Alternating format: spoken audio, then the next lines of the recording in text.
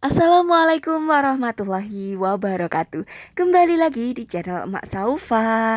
Alhamdulillah di kesempatan kali ini Emak Saufa mau sharing-sharing tentang tips hemat untuk bunda-bunda semua. Mudah-mudahan vlog Emak kali ini bisa menginspirasi dan juga bermanfaat. Untuk teman-teman yang selalu mendukung channel Emak Saufa, Emak ucapkan banyak terima kasih. Dan untuk yang baru bergabung, Emak ucapkan selamat datang. Jangan lupa like, komen, dan subscribe-nya ya bun. Terima kasih.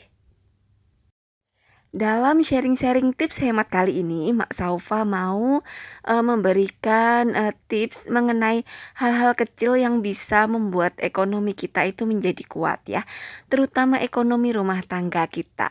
Nah, bunda-bunda siapa nih yang selalu mengalami kegagalan atau, dalam mengelola keuangan tuh selalu minus, terus, kurang terus, ada aja yang, terjadi gitu dan membutuhkan biaya terus. Nah, semoga apa yang Mak sharing ini bisa bermanfaat ya.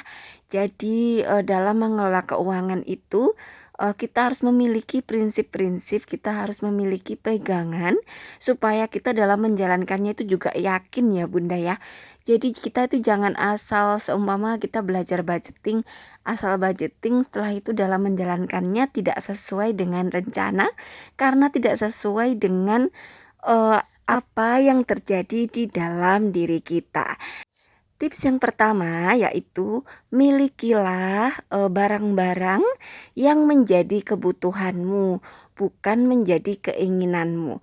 Dan ini tuh beda-beda ya tiap orang, karena tiap orang tuh memiliki profesi, memiliki hobi, memiliki eh, kebutuhan yang berbeda-beda dan jangan menyamakan satu dengan yang lain. Jadi jadilah dirimu sendiri dan belilah kebutuhan yang benar-benar kamu butuhkan, bukan kamu inginkan. Seumpama seumpama Emak Saufa ini belajar nge-YouTube.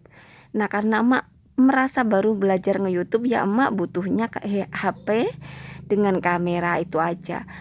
Tapi kalau ditanya keinginan, pastinya emak pengennya punya kamera, punya HP iPhone. Tapi karena emak butuhnya HP dengan kamera, dengan yang penting tuh kualitasnya dulu aja. Terus kita juga sambil belajar. Nah, seperti itu. Nanti kiranya sudah menghasilkan sesuatu, barulah kita beranjak sedikit demi sedikit. Nah, kita bisa cicil sedikit demi sedikit, tapi sesuai dengan kemampuan kita. Nah, itu tadi sedikit contoh. Jadi, semoga bunda-bunda bisa memahami di sini ya. Jadi, selama kita membeli kebutuhan yang benar-benar kita butuhkan dan sesuai dengan hidup kita aja, jangan disamakan dengan orang lain. Kalau orang lain kok bisa beli motor NMAX, kita kok cuman bisa beli motor Beat, ya nggak apa-apa. Kita kan butuhnya motor, bukan merek, kayak gitu aja. Jadi, jadilah dirimu sendiri dan sayangi dirimu sendiri, syukuri keadaan dirimu yang sekarang dan berkembanglah gitu. Itu sangat-sangat bisa ya kalau kita prinsipkan dalam hidup kita tanamkan dalam hidup kita, insya Allah deh kita bisa berkembang nantinya. Selanjutnya, tips yang kedua, kita bisa melakukan sendiri hal-hal yang bisa kita lakukan. Nah, sebenarnya ini sepele banget ya, melakukan sendiri, bergerak, memenuhi kebutuhan kita sendiri. Insya Allah ya, ini tuh hal kecil, hal sepele. Tapi kalau kita melakukannya terus-menerus, insya Allah kita bisa mengurangi pengeluaran-pengeluaran. Kayak contoh aja nih ya, contoh setrika. Kalau kita mau nyetrika sendiri ama nyetrikain ke orang emang ringan ya, ringan enak. Tapi kalau kita mau nyetrika sendiri, terus kita ibaratnya nyuci-nyuci sendiri, terus kita mau ibaratnya melakukan apa-apa sendiri yang bisa kita lakukan. Tentunya kalau kita mampu, sekali lagi ya, kalau kita emang nggak mampu ya nggak apa-apa sesekali. Tapi selama kita mampu, jangan terbiasakan untuk memakai ibaratnya kemudahan-kemudahan itu. Kalau kondisi kita memang pas-pasan banget ya kita lakuin sendiri aja gitu loh. Dan itu tuh lumayan banget kayak masak.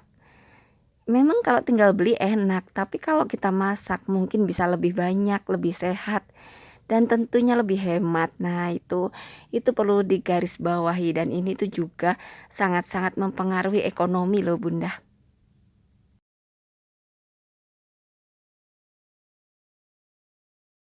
Karena dengan melakukan sendiri tentunya kita bisa mengurangi pengeluaran-pengeluaran yang berlebih. Untuk tips yang ketiga, kita bisa menyederhanakan kebutuhan. Ya, seperti yang kita ketahui bahwa kita memiliki banyak banget kebutuhan. Tapi kembali lagi bahwa tidak semua kebutuhan itu harus kita penuhi. Jadi kita bisa menyederhanakan kebutuhan. Ini tuh contohnya ya, contoh kayak nyuci baju. Orang pasti pengennya baju rapi, wangi seperti itu. Itu kalau kita mampu ya nggak apa-apa ya dikasih pewangi, dikasih sabun. Tapi kalau kita memang pas-pasan, terus kita memang budgetnya mampunya beli sabun aja ya nggak apa-apa. Kita menyederhanakan kebutuhan. Jadi kita butuhnya sabun gitu. Kalau enggak kita beli sabun yang sekaligus pewangi seperti itu. Jadi kita bisa mendapatkan two in one, dua sekaligus kayak gitu. Jadi kita bisa menyederhanakan kebutuhan-kebutuhan kita dan kita sesuaikan dengan kemampuan kita tentunya.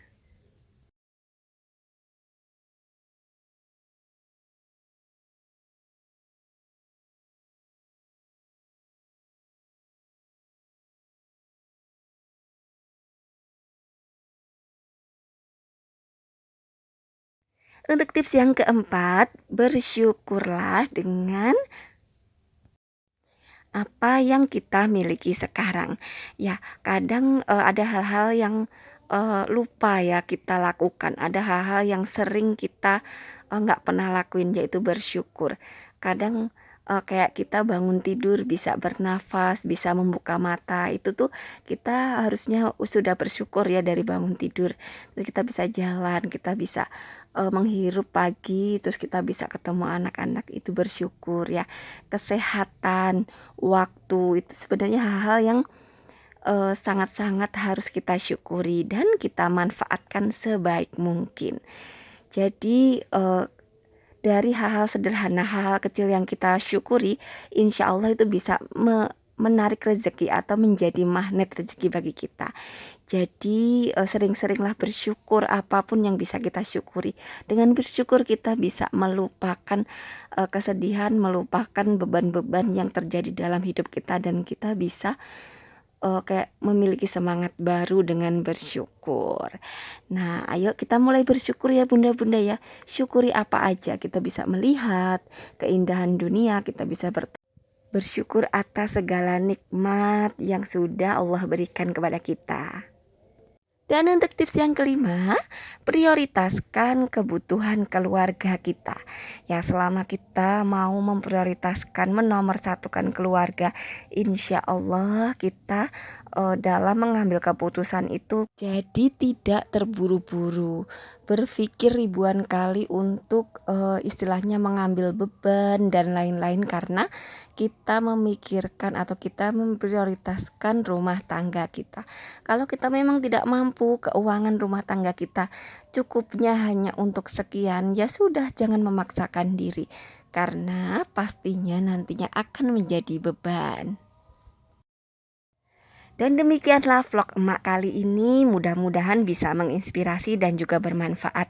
Nah, untuk bunda-bunda barangkali masih ada tips-tips yang lain, boleh ya nulis di kolom komentar. Nah, terima kasih bunda-bunda semua, semoga Allah melancarkan rezeki dan juga memberi kemudahan atas urusan bunda-bunda semua. Wassalamualaikum warahmatullahi wabarakatuh.